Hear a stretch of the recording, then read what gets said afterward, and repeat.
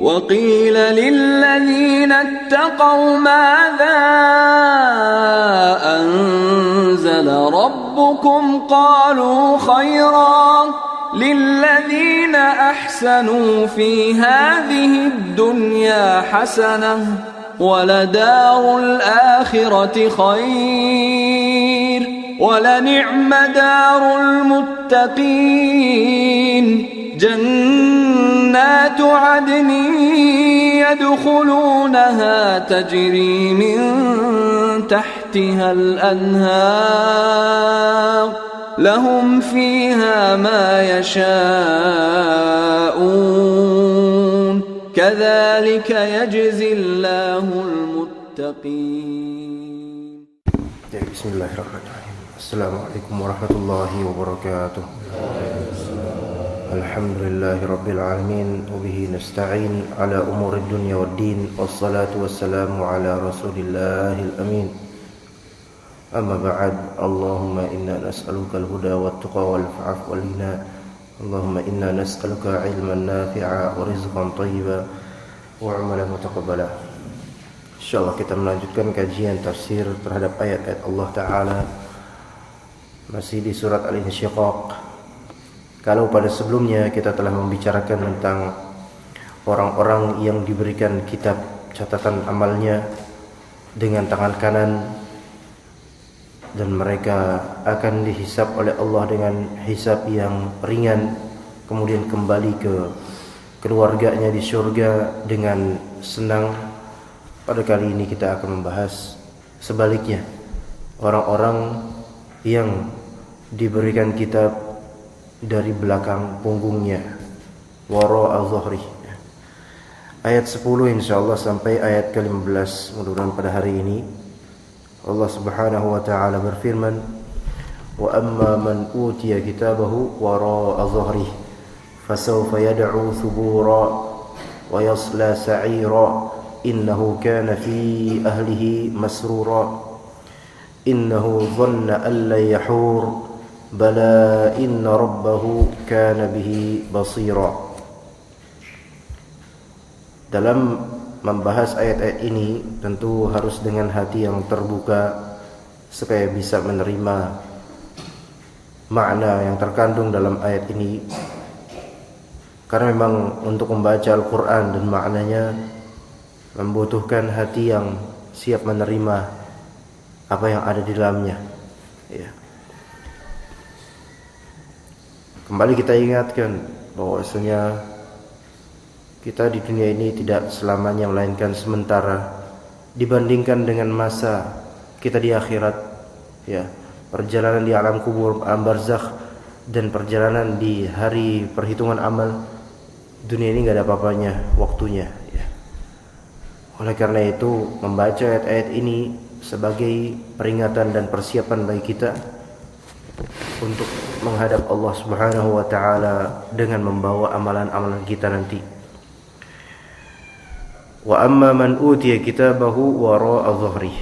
Adapun orang-orang utiya kitabahu yang diberikan catatan amalnya wara'a dhuhri, dari belakang, ya.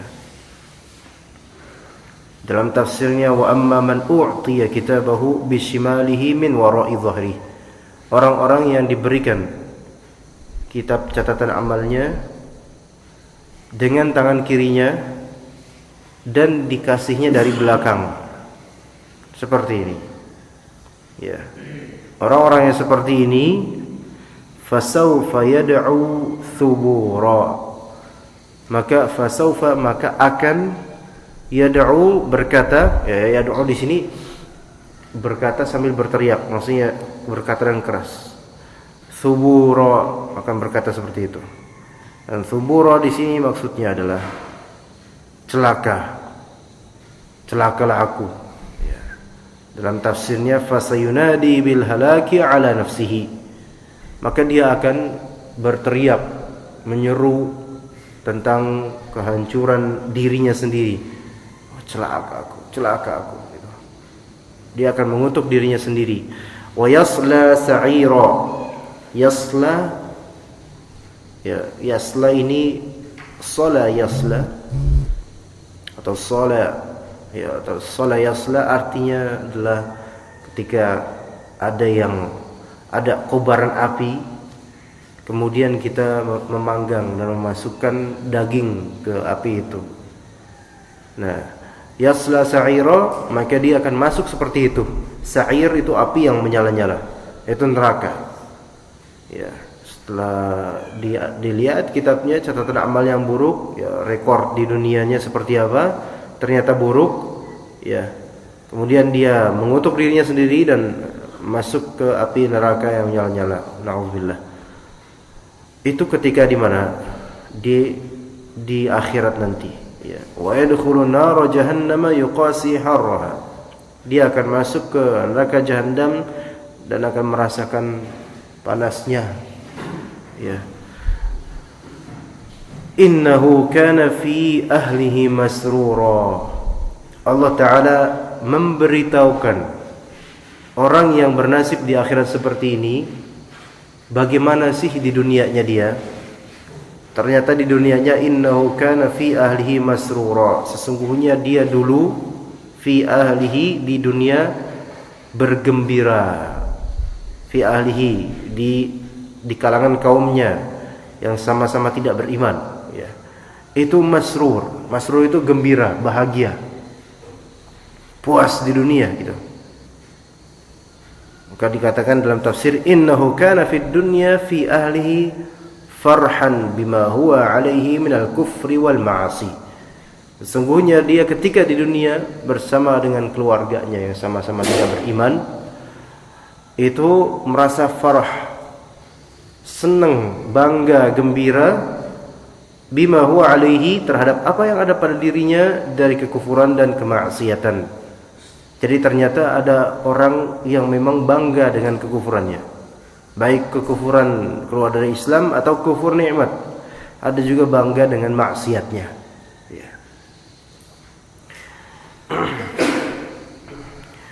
Innahu dhanna an la yahur. Sesungguhnya orang seperti ini ketika di dunia menyangka bahwa dia tidak akan yahur, yarji', tidak akan kembali kepada Allah.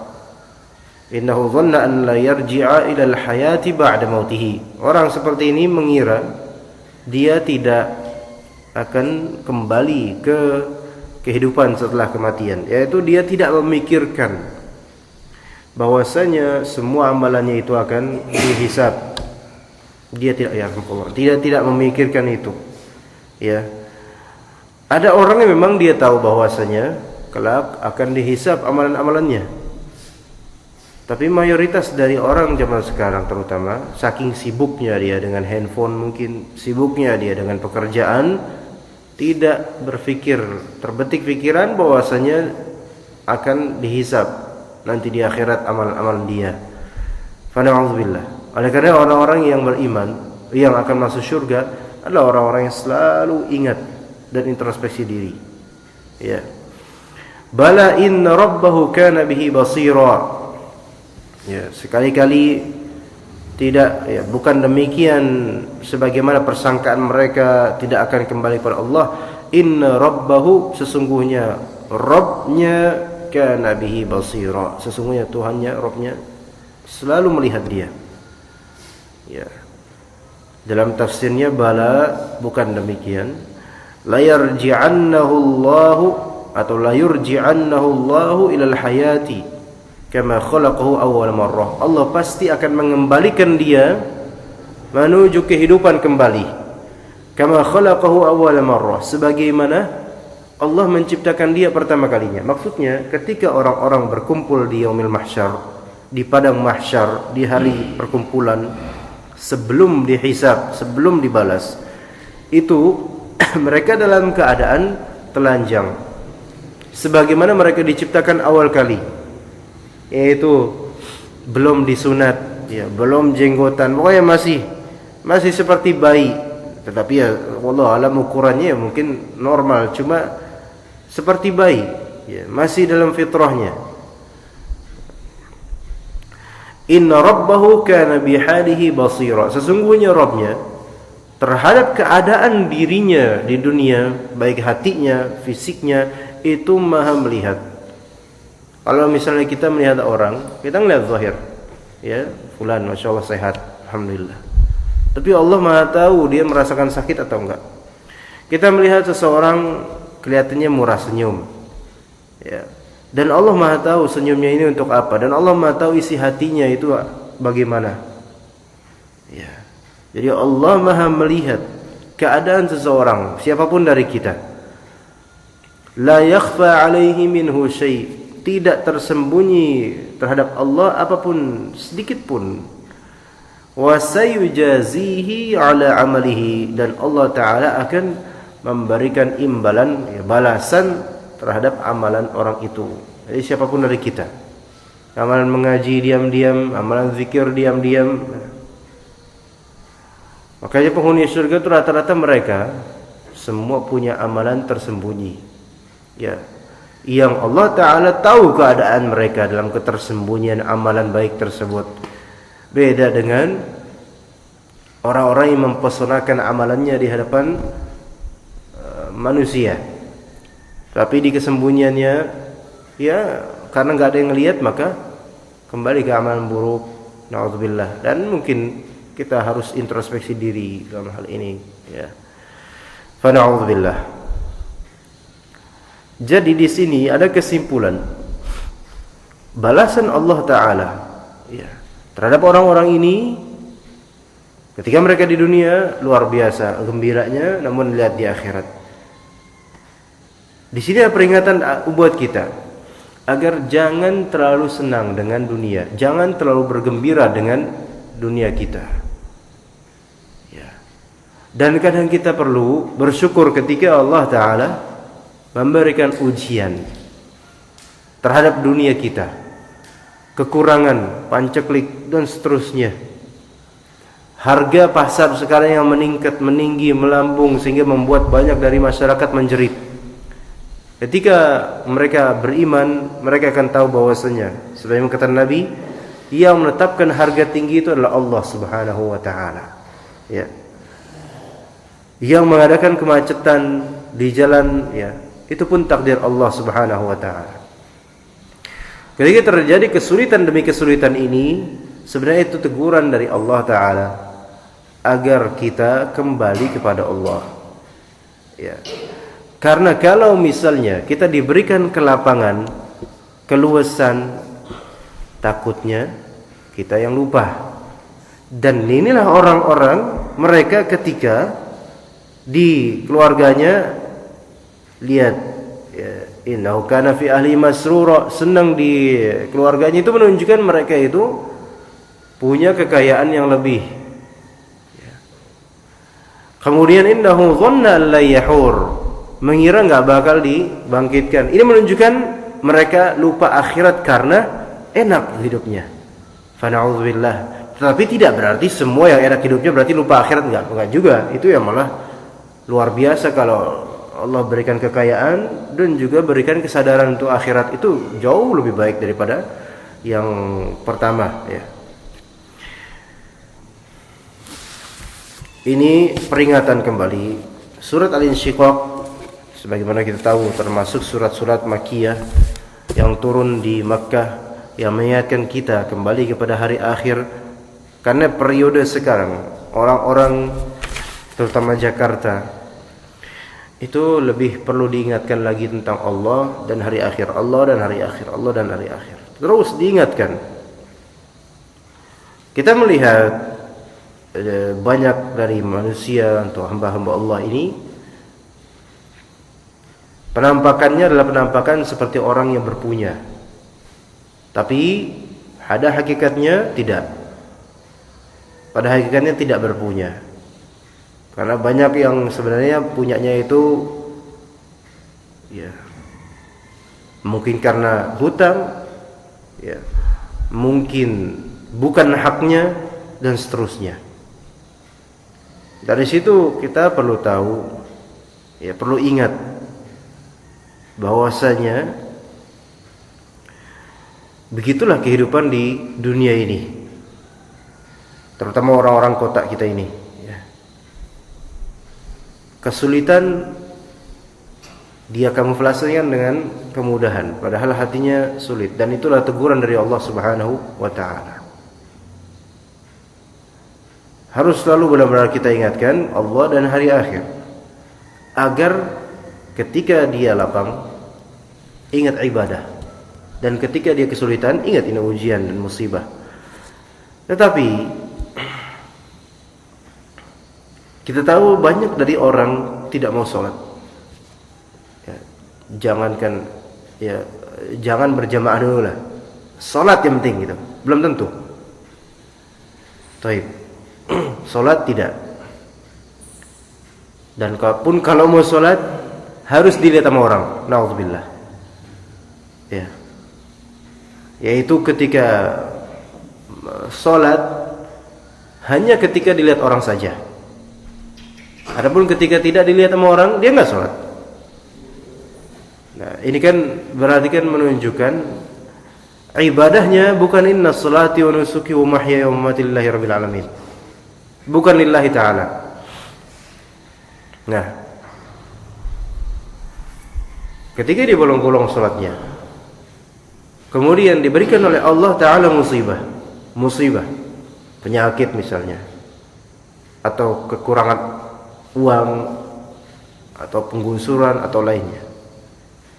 Kemudian dengan pedenya dia mengatakan, oh saya sedang diuji oleh Allah. Itu gimana Pak menurutnya? Ya memang ujian semua ini, cuma kok pede sekali bilang ini ujian dari Allah. Belajar pun tidak pernah, tapi kok diuji? Sampai kapan? Ya namanya ujian itu untuk orang-orang yang telah belajar, atau orang-orang yang telah berbekal. Yang enggak punya bekal gimana mau diuji? Itu hukuman. Sekarang kita lihat banyak orang terkena musibah banjir misalnya. Ya bukan di sini ya. Kalau di sini ringan ya. Tapi kadang paniknya itu melebihi banjir orang-orang yang udah biasa kena banjir. Mungkin karena udah biasa mereka jadi enggak terlalu panik. Nah, di sini ada orang-orang kena banjir misalnya. Masya Allah ini ujian. Enggak introspeksi. Ini belum tentu murni ujian, melainkan bisa jadi ini tujuannya adalah hukuman buat kita. Hukuman gimana? Lihat diri sendiri. Bisa jadi karena kita melanggar perintah Allah atau menunaikan malah maksiat, sehingga Allah hukum dan maksiat tersebut konsisten. Kita tidak sholat misalnya, dalam waktu lama diberikan penyakit oleh Allah Ta'ala, terus kemudian mengklaim ini ujian, seolah-olah kita adalah orang yang sangat tinggi di hadapan Allah, kemudian diuji. Enggak, bukan itu hukuman. Jadi kalau misalnya bedanya hukuman dengan ujiannya, semuanya adalah ujian, tetapi yang lebih ke hukuman adalah untuk orang-orang yang lupa akan Allah, kemudian Allah Ta'ala hukum dengan musibah. Ya, Allah hukum dengan musibah, baik itu berupa keuangan, masalah keuangan, kesehatan dan lain-lain. Ya. Dan memang dalam urusan kebaikan maupun keburukan semuanya adalah ujian memang. Dalam Al-Qur'an surat Al-Anbiya, "Wa lanabluukum bisyarri wal khairi fitnah." Kami akan menguji kalian baik dengan kebaikan maupun keburukan sebagai ujian buat kalian. Jadi kita semua ini hidup diuji. Yang punya harta berlebih itu diujian, itu ujian. Yang punya kurang itu pun ujian.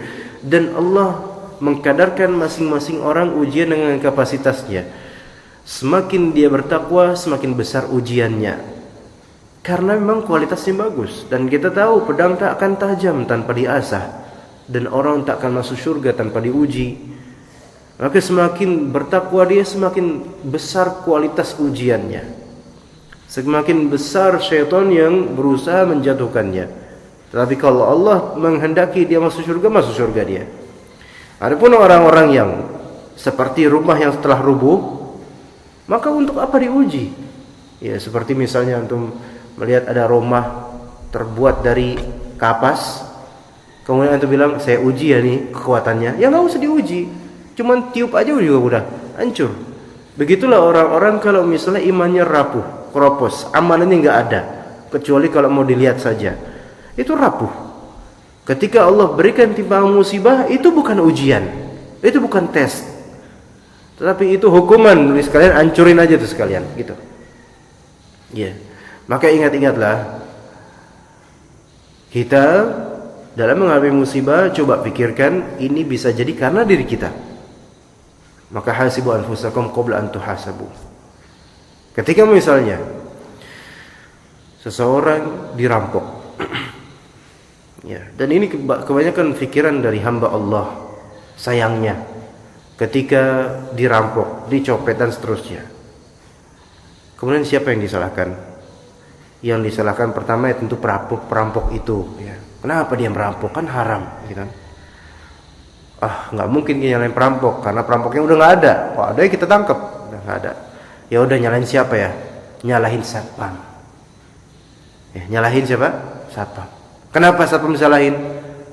Karena gara-gara satpam nih, tugasnya nggak, pekerjaannya nggak benar nih, makanya saya kena nih, gitu.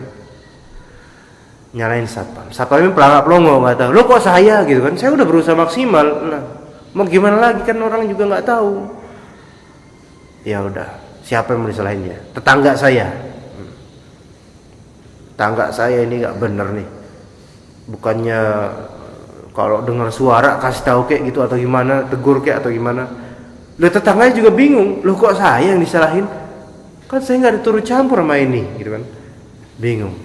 Seharusnya seorang yang beriman, ya, dan yang dewasa, ya, karena sekali lagi kedewasaan itu juga berkaitan dengan pikiran, bukan hanya pengalaman. Dia punya ilmu dan dia harus introspeksi diri.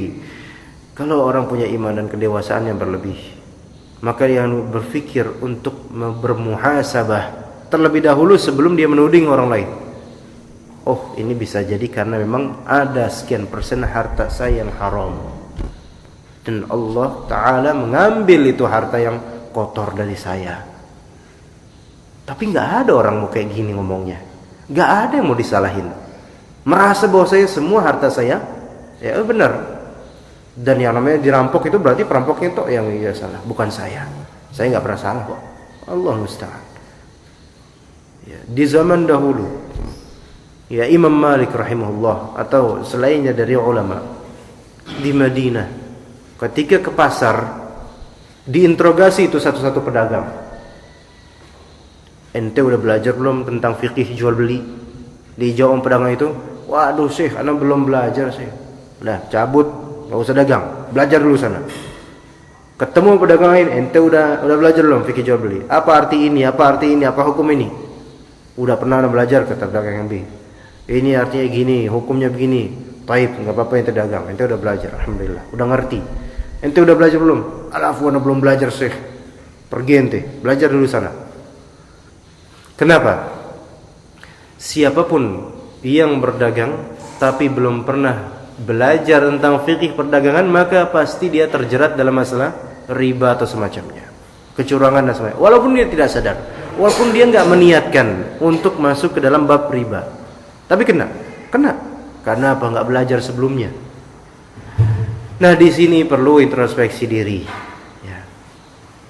Misalnya sepanjang umur sebelumnya kita berdagang, tapi nggak pernah kita menuntut ilmu syariah tentang perdagangan, maka pasti kena.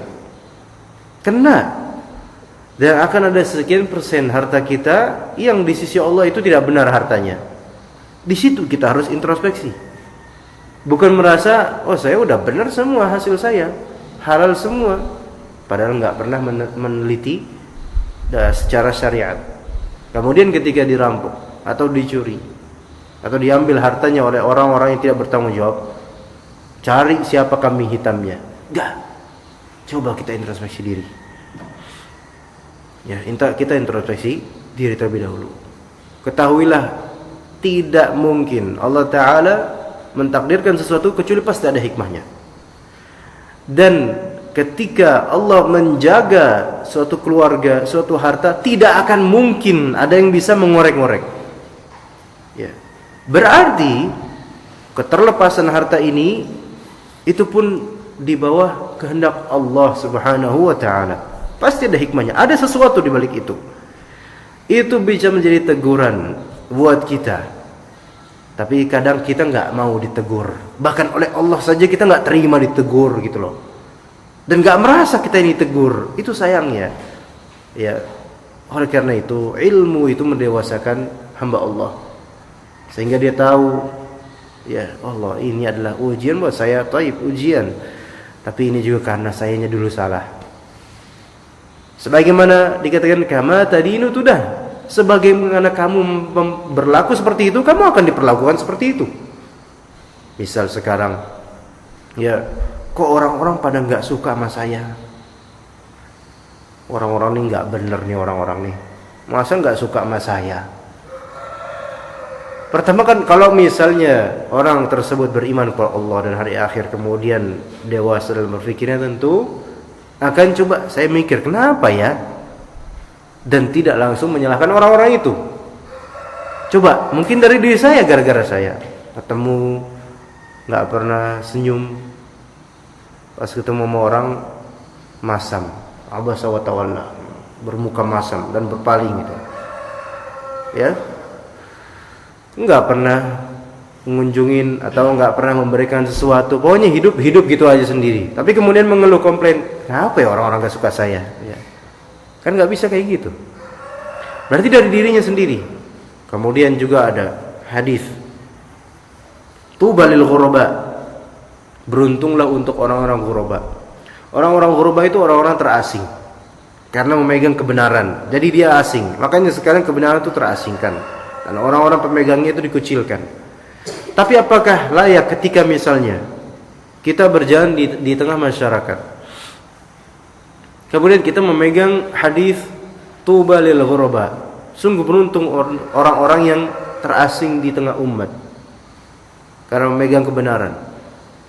Kita mengkomplain, ya Allah, orang-orang sekarang, orang kayak ana, ya, tidak dihargai, padahal yang ana pegang adalah kebenaran sesuai dengan sunnah Nabi misalnya.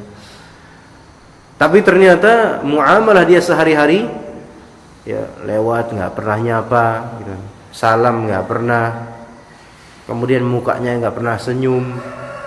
Kemudian ketika pun ngomongnya pun nyalahin orang, ini nggak bener pak, ini nggak bener, ini nggak bener, ini nggak bener. Iya, gimana orang mau simpati sama dia kok kayak gitu, gitu kan? Maka ini salah, dia persepsinya saya adalah orang ghuraba, maka beruntung Allah kasih saya ini ujian.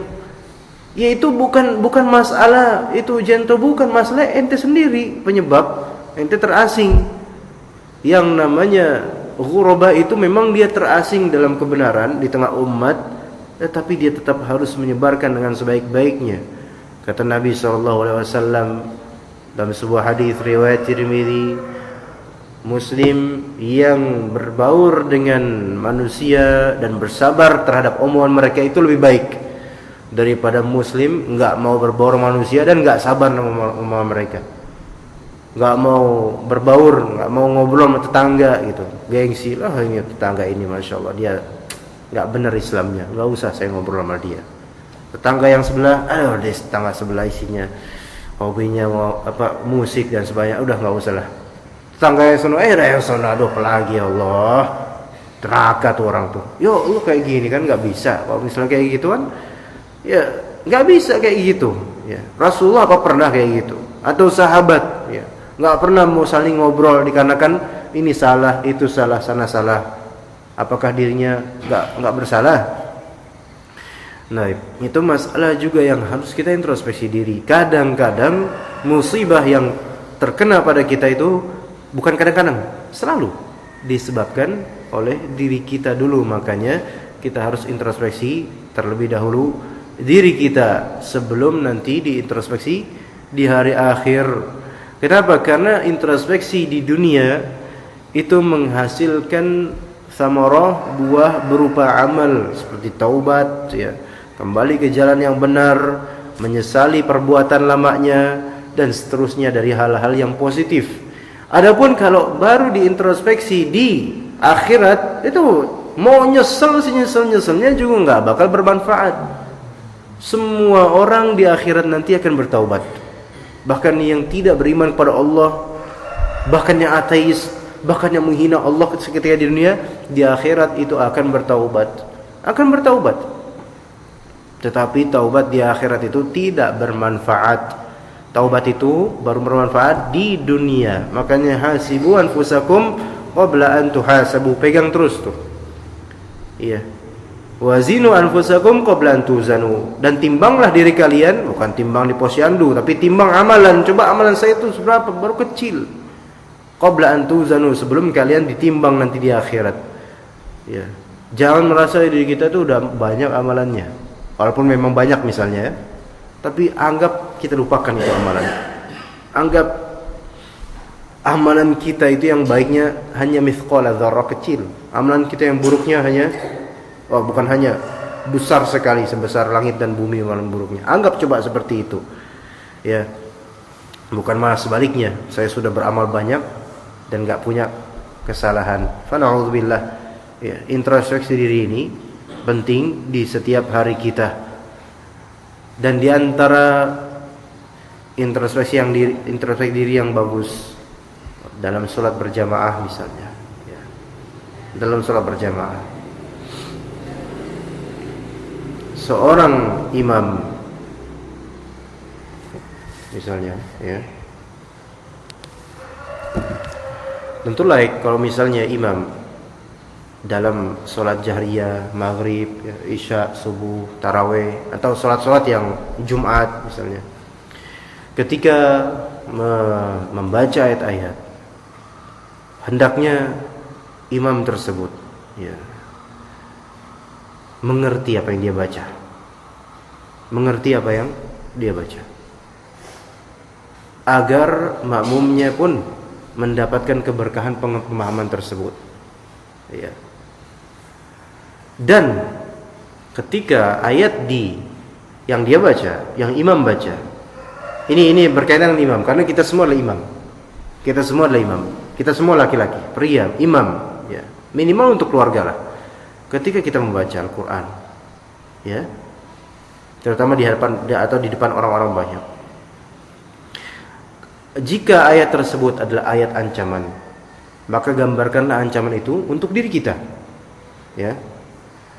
Jika ayat itu tentang surga, maka kita minta kepada Allah, sehingga ketika kita membaca itu ada hati yang hidup. Nah, dari situ Allah Ta'ala akan memberikan nur, cahaya, basirah, kebenaran, yang nanti para makmum akan mendapatkan nikmatnya. Akan kepercik itu nikmatnya, insyaallah. Tetapi kalau misalnya sang imam tidak memahami, atau kalaupun paham, kalau ayatnya tentang neraka, dia lihat orang-orang di belakang ini terancam neraka mereka nih.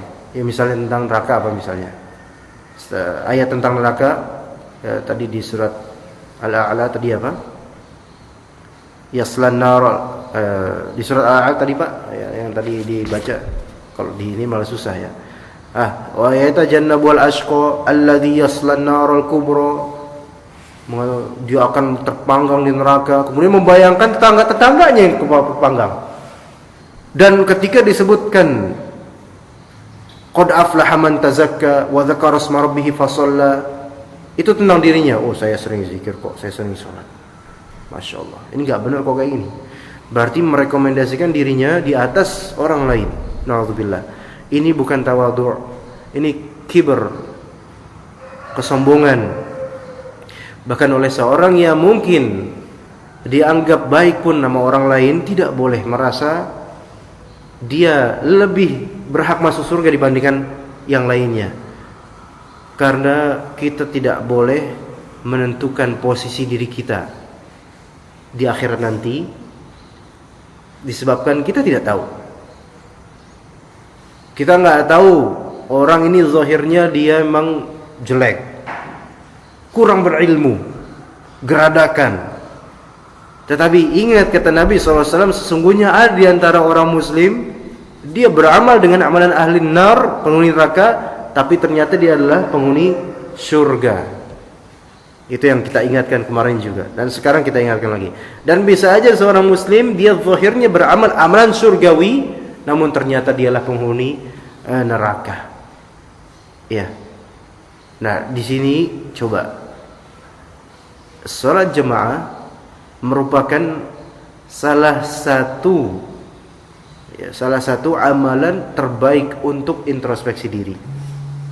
Karena diperdengarkan di sana Al-Qur'an, terutama di salat-salat jahriyah ya. Diperdengarkan Al-Qur'an.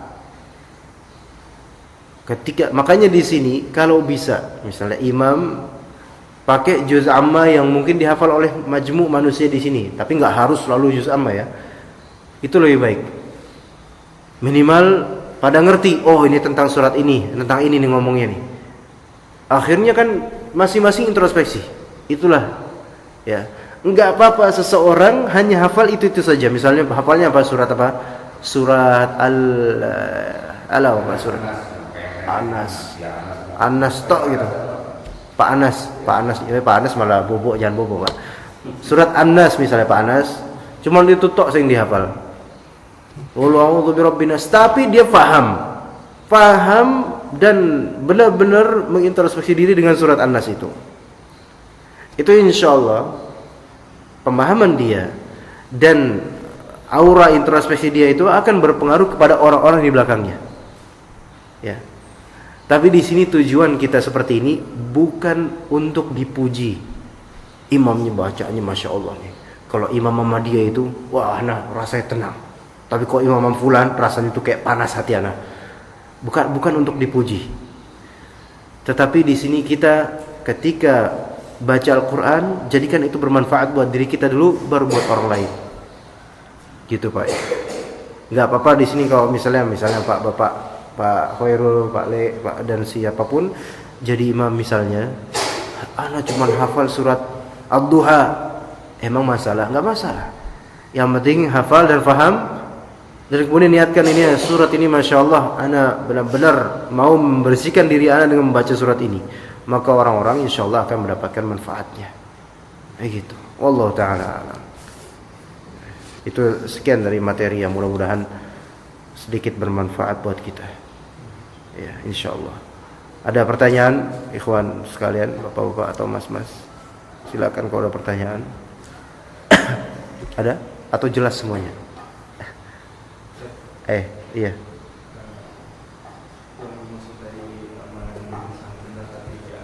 Amalan apa?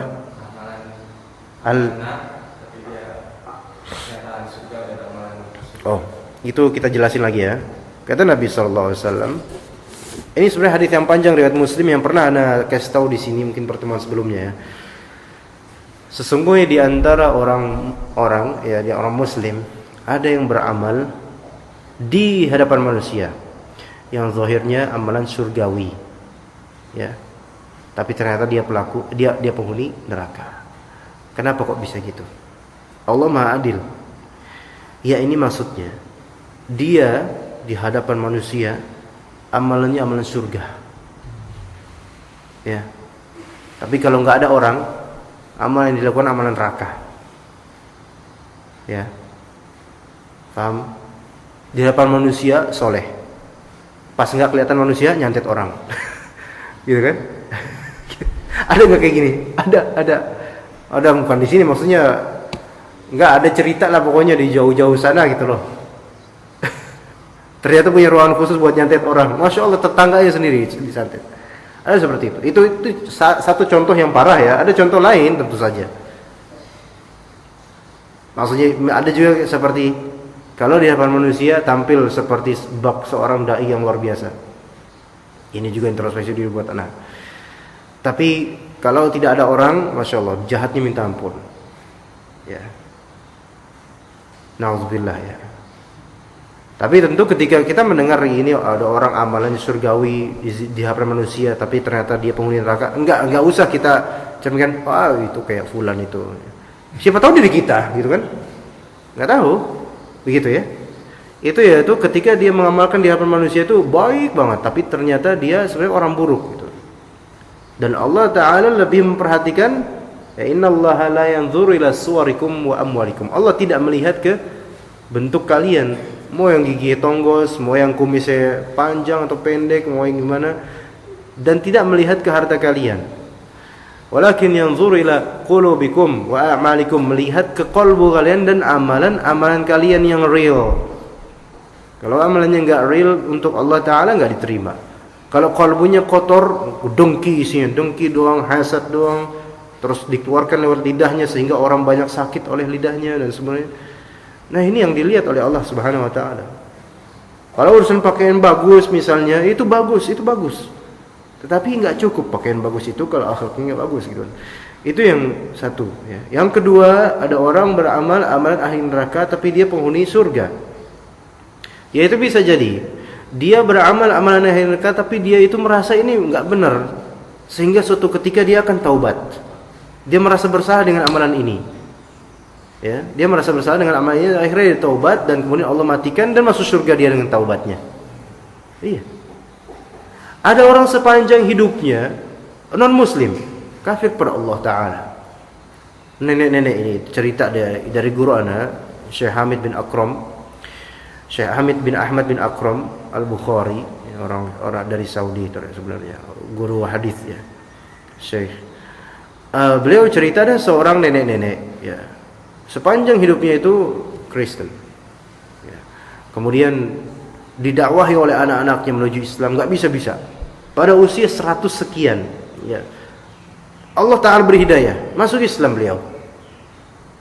Baru masuk Islam dan besoknya wafat. Itu gimana? Enak kan? Kenapa kok bisa gitu? Allah Maha Adil ya.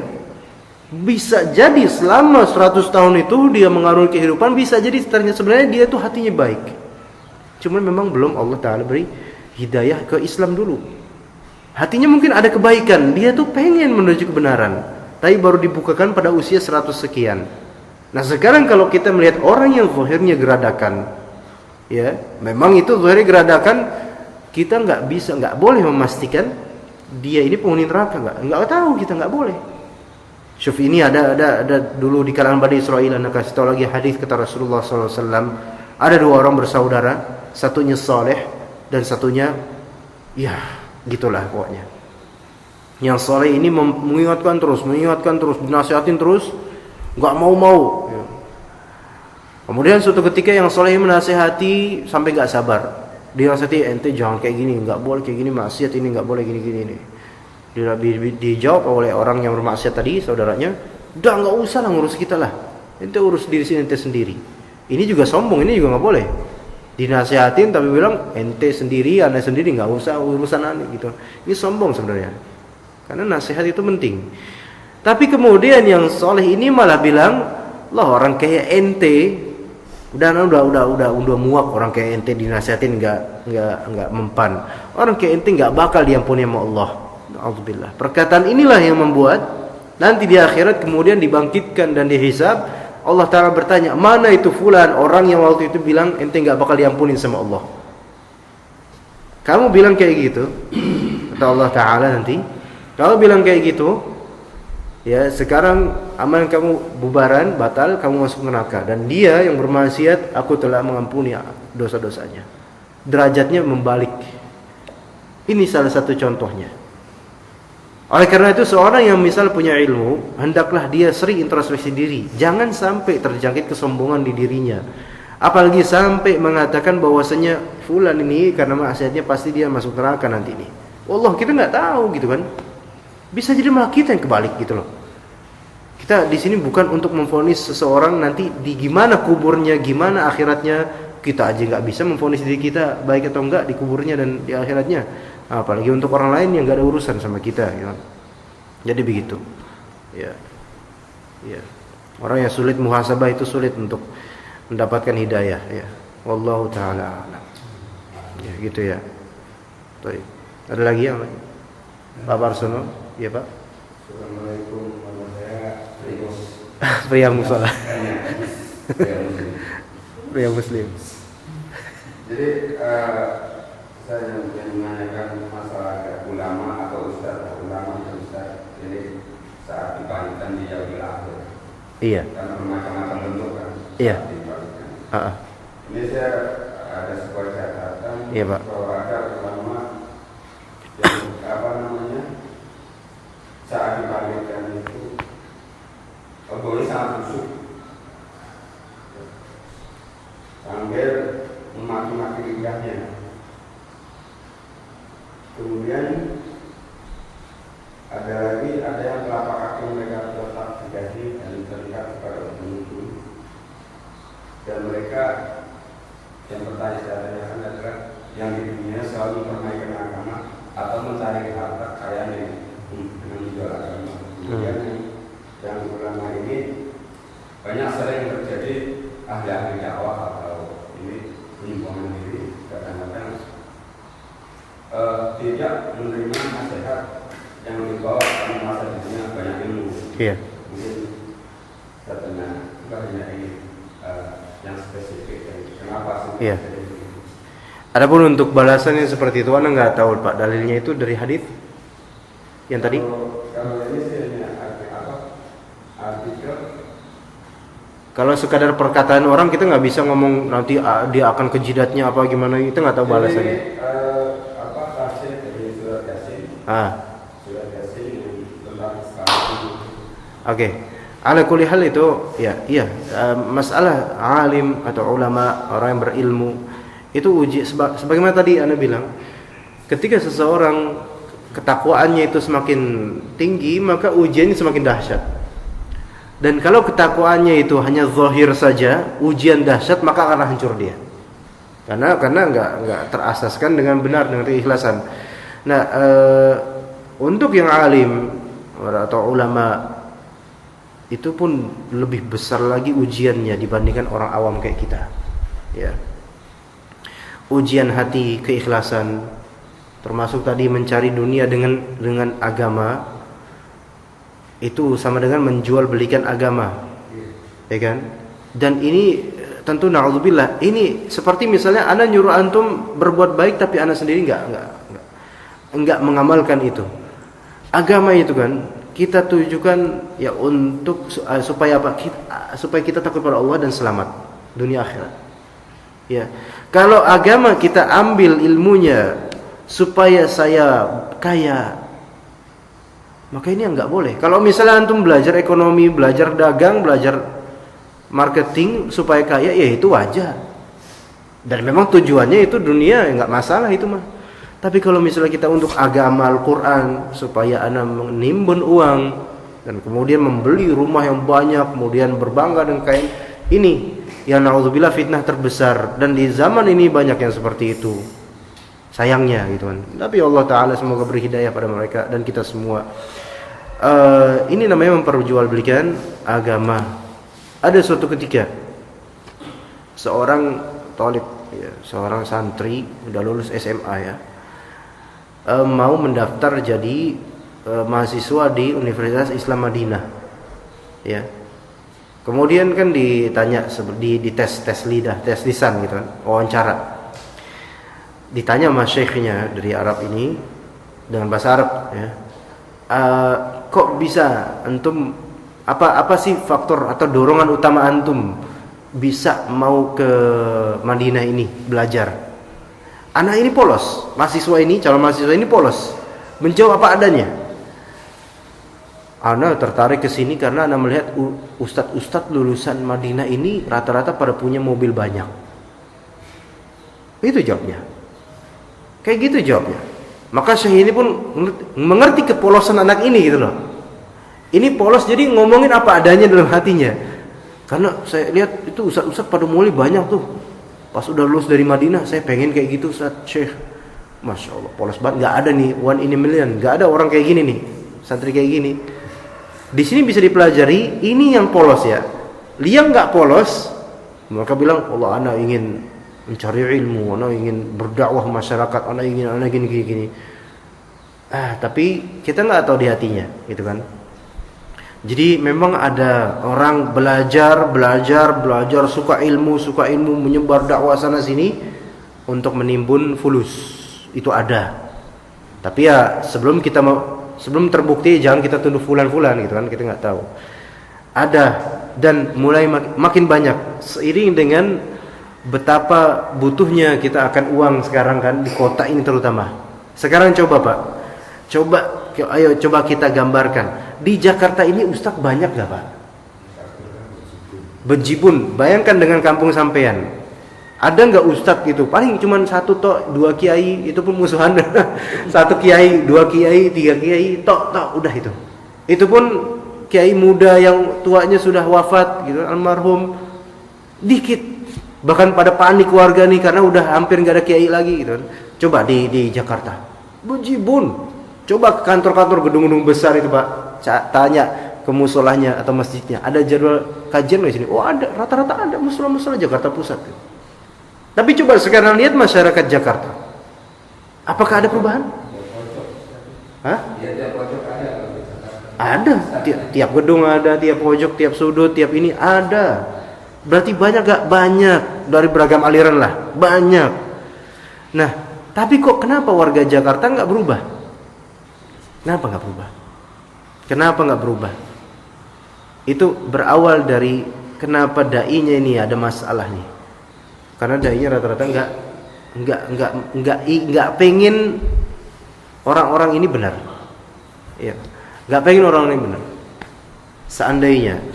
Andai aja ya. Dan insya Allah terjadi. Seandainya para dai di kota Jakarta ini semuanya ikhlas, tidak untuk menimbun, itu insya Allah banyak yang benar. Karena masyarakat sekarang ya lebih banyak dipertontonkan bukan ilmu yang benar-benar dari hati, bukan. Lebih dipertontonkan apa? Show atau penampakan ustadz yang tampan, ustadz yang terkenal. Ustadznya tinggal datang dengan ilmu, dengan tangan kosong, tapi dengan ilmu penuh, pulang dengan amplop penuh. Kan rata-rata gitu Jakarta. Kalau boleh saya bocorkan misalnya tarif-tarifnya. 1 kali undangan kajian kantor 500.000 dapat minimal. 1 kali. Ngomong berapa jam? Enggak, bukan berapa jam. 40 menit lah. 500.000 Pak. 500.000. Iya, setengah jam. Sesuai dengan ininya. Iya.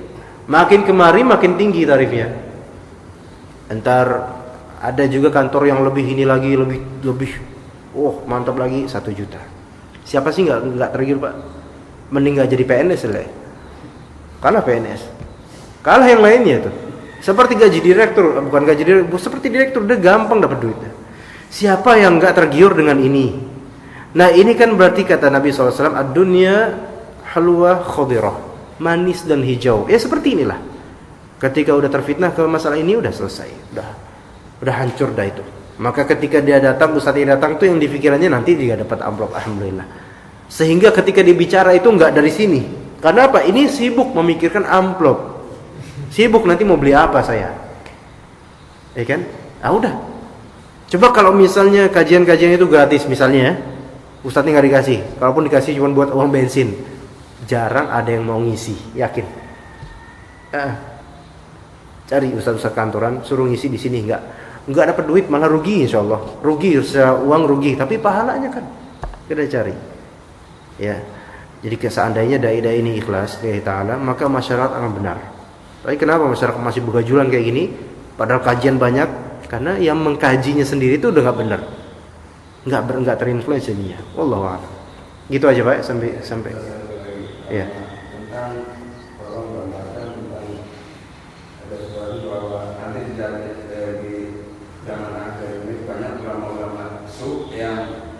Mengajak umatnya ke neraka. Iya, ada hadisnya. Iya. Ulama su itu mengajak ke neraka, mungkin mengajak kepada kebid'ahan, sesuatu yang baru dalam agama, mengajak ke ritual-ritual yang enggak ada syariatnya, itu ulama su, ya.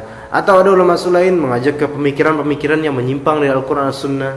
Atau ulama su yang lain mungkin benar dia ajarannya, cuman hati enggak ikhlas. Ini juga ulama su. Ya, supaya disebut sebagai alim, disebut sebagai ustadz, disebut sebagai apa, dianggap sebagai soleh dan seterusnya. Itu semua itu akan dihisab, dan mereka ini, na'udzubillah, semoga bukan anak dan juga kita semua, mereka ini akan dicemplungkan ke neraka sebelum para penyembah berhala dicemplungkan ke neraka. Iya, mereka akan dicemplungkan dulu ke neraka. Na'udzubillah, ya. Tapi bukan berarti ya kita kemudian waduh saya nggak mau lagi lah dakwah lah, berat, repot, hati saya nggak kuat. Nggak juga gitu. Terus minta sama Allah istiqomah, minta sama Allah hati yang bersih, Allah kasih. Ya, wallahu taala alam. Gitu aja Pak ya, karena kayaknya udah menjelang siang, bentar lagi zuhur mungkin ya.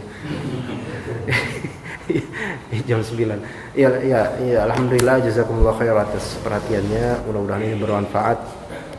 Dan insyaallah kita lanjutkan pada hari Kamis malam insyaallah taala. Semoga bermanfaat semuanya. Kita tutup dengan doa kafaratul majlis ya Pak. Subhanakallahumma bihamdika asyhadu an la ilaha illa anta astaghfiruka wa atubu ilaik. Wassalamualaikum warahmatullahi wabarakatuh. Waalaikumsalam.